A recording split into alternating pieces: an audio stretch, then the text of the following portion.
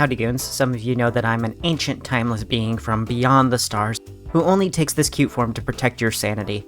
But these games are so old that even I don't have much of an interest in them. But I thought it'd still be fun to explore the history of Nintendo's oldest gaming handhelds, the Game & Watch. Despite these being the foundation of Nintendo's gaming empire, they haven't been preserved all that well.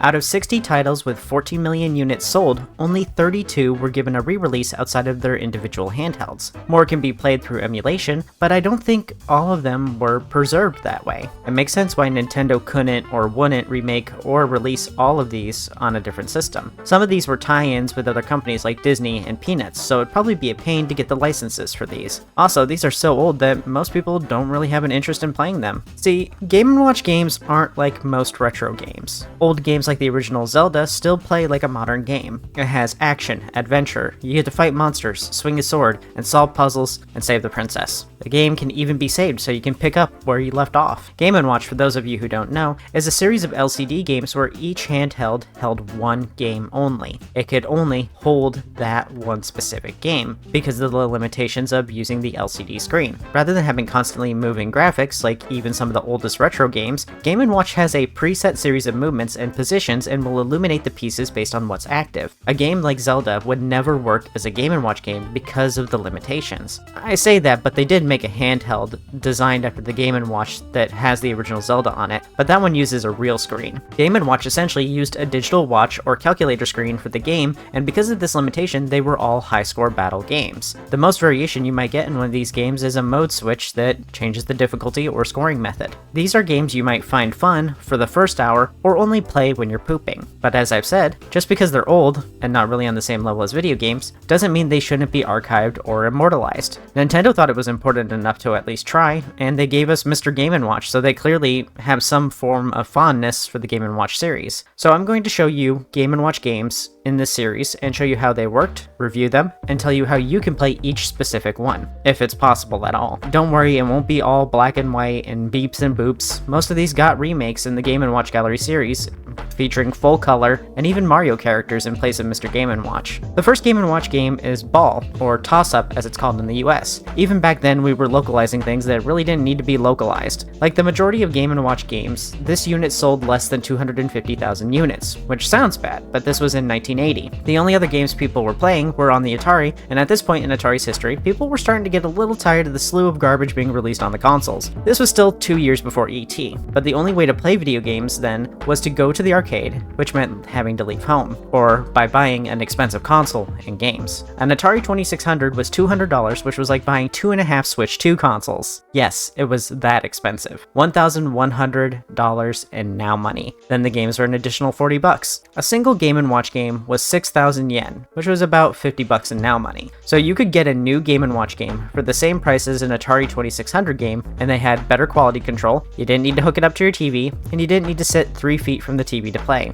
A dad could have a bowl of pretzels, a beer, and watch the game on TV while having a ball of his own. The Atari, of course, was much more popular, but I don't doubt that there were some people out there who thought that the Game & Watch was a better deal. Anyway, this is the Game & Watch box, at least for the Silver series. I love the packaging for these, it's so cool and cute and simple. The packaging is honest and it tells me exactly what the game is going to be like. Atari had a tendency to lie, or at least exaggerate with their box art. They often used highly detailed paintings to depict what the games would be like to someone with a very active near delusional level of imagination. Like if you look at these pixels and then you see this painting, you might need to get some help. GW boxes are simple and honest. They were black, white, gray, had a single picture of the gameplay on the front, and then a single color to complement the game. Ball was red. This black packaging with a bright red accent is eye-catching. It's retro, but modern, like what they thought the future might look like back then. When reading the back of the modern reproduction from 2010, Nintendo confirms that they thought of this as being futuristic. You are holding in your hands the game of the future. At least that's what we called it 30 years ago. Ball, the first installment in the Game & Watch series, has been faithfully reproduced and reissued so that gamers of the future can relive the groundbreaking technology of the past. This is our gift to you,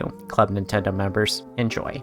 The original keeps the back just as simple, showing how to replace the batteries in a simple description. The new microcomputer Game & Watch is a full-fledged digital quartz watch that offers 2 fantastic games. Microcomputer is of course a bit generous. This was before the adoption of terms like game console and handheld. Also, saying this had 2 games was also a bit generous, but I'll get into that in a second. Let's finally talk about what you're here for. The game. This is Ball. You have 5 buttons: left, right, game A, game B, and time display. Left and right cycles the left and right hands in the various allowable positions, moving both simultaneously to the left or right depending on where you move them. Then the game buttons change the game modes between game A and game B. Time just showed the clock. The watch idea actually came out really close to the release, and I think they added it more just because they could. It's like they were trying to pack in as many features as they could. How you play Ball depends on the game mode, but basically you just juggle the balls. The balls go up, then you have to move the hand to where it'll land, and then when it hits the hand, it'll automatically go back up. If it doesn't land in a hand, you miss, and if you miss even once, you lose, and have to start over from the beginning.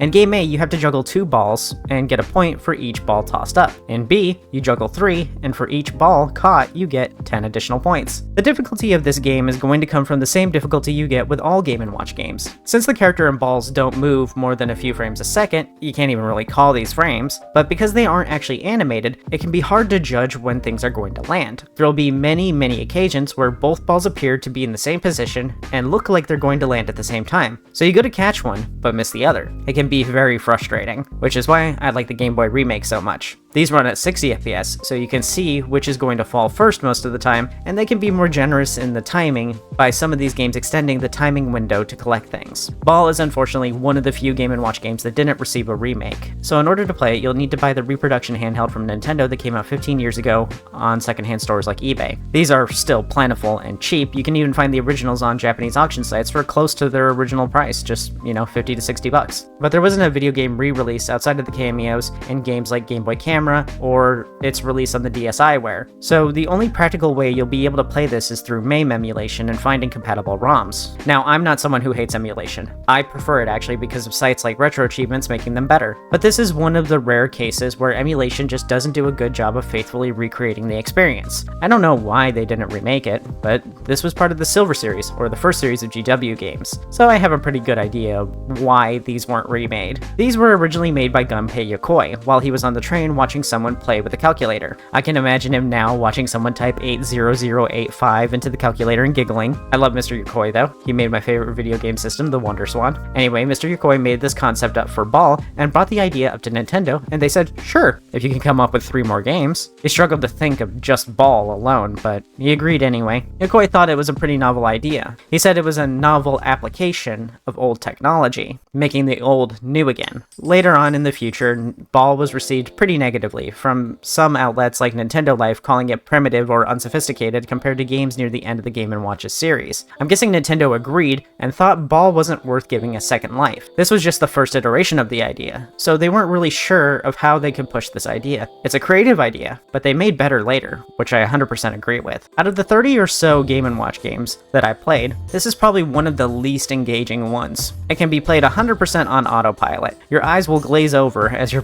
pressing left and right. The only difficulty change is speed and an extra ball, but the games are already short. Most of my plays of Ball lasted less than 5 minutes, and I was done. But of course, I dropped this one faster because I didn't have it portable like Game Boy games or the original. But if I had an original or a reproduction, I think I'd like it more. I think the appeal of the Game & Watch isn't in one game, but instead a collection of them. Picking them up and playing them, swapping handhelds when I get bored of one. I can imagine myself having a little basket of these little suckers sitting right next to me, and I just dig around and pull out whichever one is closest. Yokoi was ahead of his time, despite this one being one of the less positively received games in modern times. While everyone at Nintendo was pushing hard for newer, more expensive hardware, he suggested using some slightly outdated stuff and cheaper button batteries. This is in part why it was so cheap to produce. Old LCD screens, small cheap batteries, very few buttons, and a small thin slate-style device. It wasn't advanced. It was hardly practical. A new application of old tech, which is exactly what he was shooting for, before after seeing that person playing with a calculator. Mr. Yokoi later on used a similar idea for making the Wonder Swan shortly before his death. It was a system that came late, used old hardware, but was great in spite of that because of its amazing library.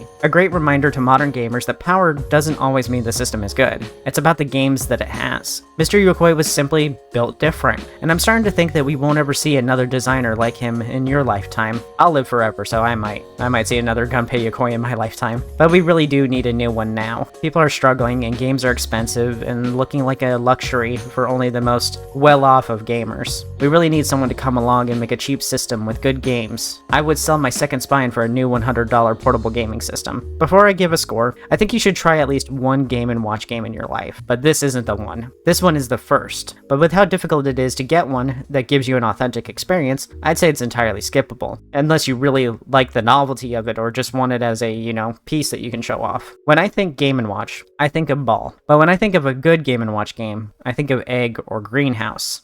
Compared to those, Ball is pretty far behind. What I'm trying to say is, Ball is the first Game & Watch, and it definitely plays like it's the first one. I can't see myself playing this one ever again unless I somehow got a physical one. It's clear Nintendo doesn't want us to have this one either, as it wasn't remade into a collection, and when it was remade, it was only offered through Club Nintendo or the DSi shop, which is now shut down. If they were really proud of this one, they would have made it more available like they did with Game & Watch Gallery 3 on Switch Online.